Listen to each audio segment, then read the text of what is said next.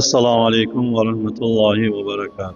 Aziz ve değerli kardeşlerim, bugünkü cümle hutbemizin mevzusu havf ve reca hakkında olacaktır. Yani korku ve ümit. Necə ki Allah Resulü sallallahu aleyhi ve aleyhi ve sellem bir hadis-i şerifinde buyurur ki müminin halı korku ve ümit arasındadır. Ne korkuda çok ifrata varmaz, ne de ümitte haddini aşmaz. Yani mümin iman ehlidir, Allah'a inanır, Allah'ın istediği kimi hayat yaşayır ve böyle olmasına bakmayarak bazen korku içerisinde kıvranır. Göresen benim akibetim nece olacak? Ömrümün son nefesinde nefesimi vererken kelime-i şehadeti diyerek dünyadan iman üzere gitmek nasip ve kısmetim olacaktır mı? Diğer taraftan her ne kadar kusurlarının, hatalarının olmasına bakmayarak Allah'ın bir hadis-i kütsüde buyurduğu kimi benim rahmetim gazabimin önüne geçiptir. Bu düşünce içerisinde Allah'ın rahmetinin gazabinin önüne geçtiğini göz önüne getirip günahlarının ne kadar çok olmasına bakmayarak ümit içerisinde yaşayacaktır. Hazreti Hatice anamız herkes tarafından sevilen ve hürmet gösterilen bir hanımdır. Var devletini, servetini, her şeyini İslam'ın yayılması uğrunda feda eden bir anamız, İslam'ın blokada dövründe artık son nefeslerini verir. Allah Resulü onun o halini görende ağlayır, buyurur ki ey Hatice, sen benim yanımda bir gün görmedin.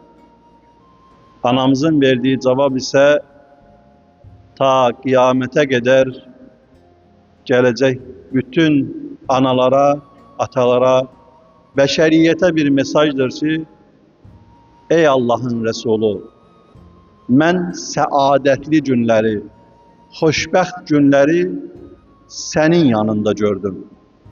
Ama senden bir isteğim var. Bu istek neden ibarettir? Ben dünyadan köçerken beni senin ebana püksünler ki qəbir əzabından çok korkuram. Bu sözü diyen kim idi? İslam'ın yayılması için, Allah Resulü'nün nübüvvetinin dünyaya çatması için, yeryüzünde beşeriyetin iman nimetiyle şereflenmesi için her şeyini feda eden bir hanım idi. Ama peygamber hanımı olmağına bakmayarak bu kadar İslam yolunda, din yolunda servetini vermeyine bakmayarak rahat değil, korku içerisindedir. Havf içerisindedir. Ve ey Allah'ın Resulü, qəbir əzabından çok korkuram deyir. Uca Rabbimiz Kur'an-ı Kerim'in bir ayesinde böyle buyurur. Bismillahirrahmanirrahim. Kul ya ibadiyellezine esrafu ala enfusihim la taqnatu min rahmetillah. İnna Allah yaghfiruz zunuba cemi'a. İnnehu huvel gafurur rahim. De ey benim günah töretmekle, özlerine zulmetmekte haddi aşmış bendelerim. Bu bendeler Allah Resulü'nün dövründe de var idi. Bugün de var ve kıyamete kadar gelecek, var olacak. Bütün insanlara Rabbimizin hitabıdır. De, ey günah etmekte özüne zulmeden, haddi aşan bendelerim. Allah'ın rahmetinden ümitsiz olmayın. Her ne kadar günah etsen, her ne kadar haddini aşsan, Allah'a asi olsan, üsyankar olsan, günahların yeri ve göyleri ehate etse bile, Rabbimiz buyurur ki, yeter ki kulum benden bir defa tövbe etsin. Halis niyetle tövbe etsin.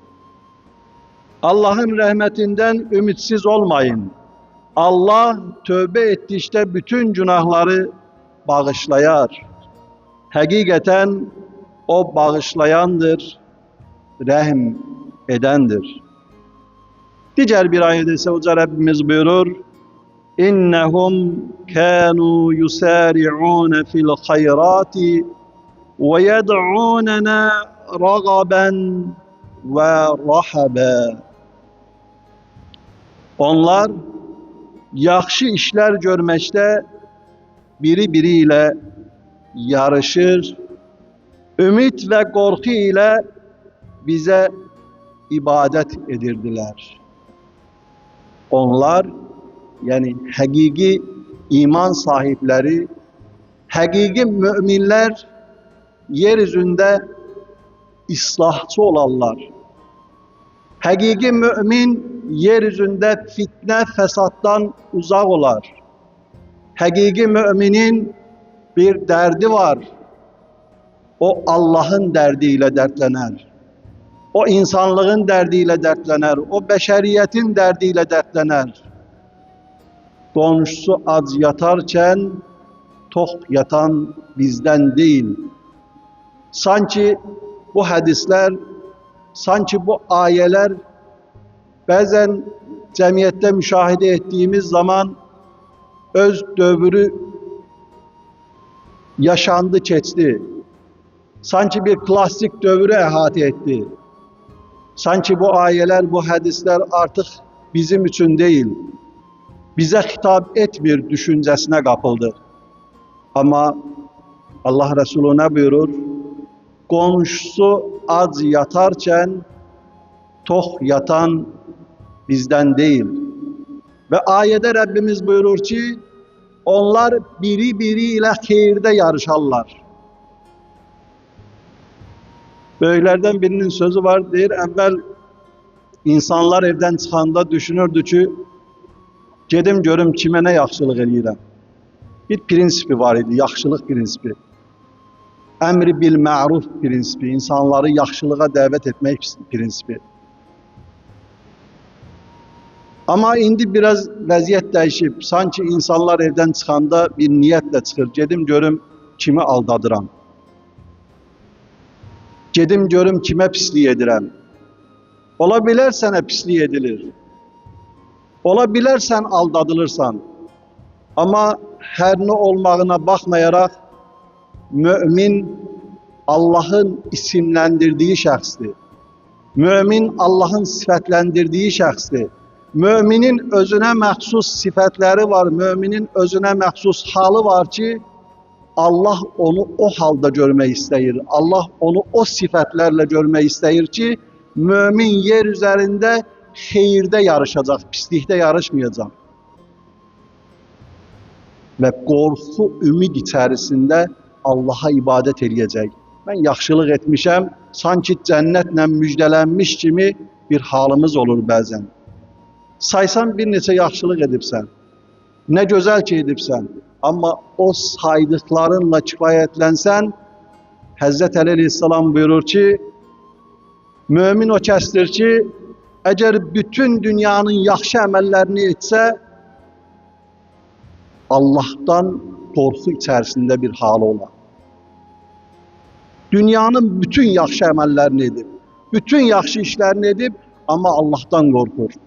Mümin o şəxsdir ki, dünyanın bütün pis əməllərini edib, ama Allah'ın rəhmətinə ümid bəsləyir.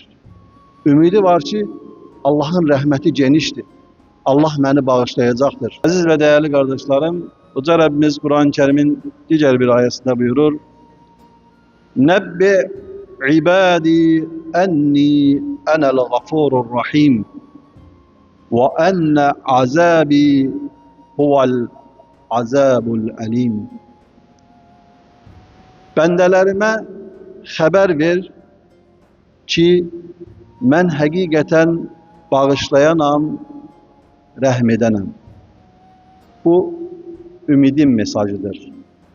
Bəndələrimə xəbər ver ki, həqiqətən mən bağışlayanam və rəhm edənəm. Eyni zamanda əzabım da çox şiddətli əzabdır. Bu ayədə korkunun mesajıdır. Birinde Rabbimiz bize ümit verir, diğerinde ise bizi korkudur ki arxayın olmayan. Rabbimizin azabı çok şiddetlidir. Diğer bir ayette ise تَتَجَافَى جُنُوبُهُمْ عَنِ الْمَدَاجِعِ يَدْعُونَ رَبَّهُمْ خَوْفًا وَطَمَعًا وَمِمَّا رَزَقْنَاهُمْ yunfikun. Onlar ibadet için yataklarından kalkar, korku ve ümit içerisinde Rabbine dua eder ve onlara verdiğimiz ruzilerden Allah yolunda sarf ederler. Kimlerdi bunlar? Bunlar yine müminlerdir.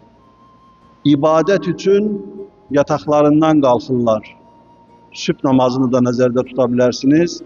Yahut dinimizin üzerinde çok tekitle durduğu teheccüd namazının, gece namazının da üzerinde durabilirsiniz ki Rabbimiz de Kur'an-ı Kerim'de bundan geniş şekilde bahsedir. Yataklarından kalkarlar, korku ve ümit içerisinde Allah'a ibadet ederler ve ibadetlerinin tamamını, kemalını Allah yolunda ettikleri infaklarla, ihsanlarla tamamlamış olarlar.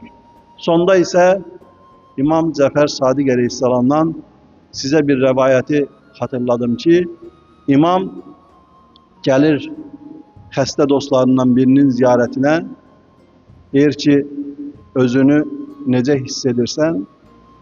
Həmin şəxs də buyurur ki, ey imam, günahlarıma göre Allah'tan çok korkuram ve aynı zamanda onun beni bağışlayacağına da ümit bəsləyirəm. İmam buyurur ki, bu hal her hansısa bir müminin kalbinde bu hal olarsa Allah onu ümit ettiğine kavuşturar. Ümit edirsən ki Allah seni bağışlayacak, Allah seni ümit ettiğine kavuşturar. Korktuğun nedirse ondan da seni amanda saklayar. Cümleniz mübarek olsun.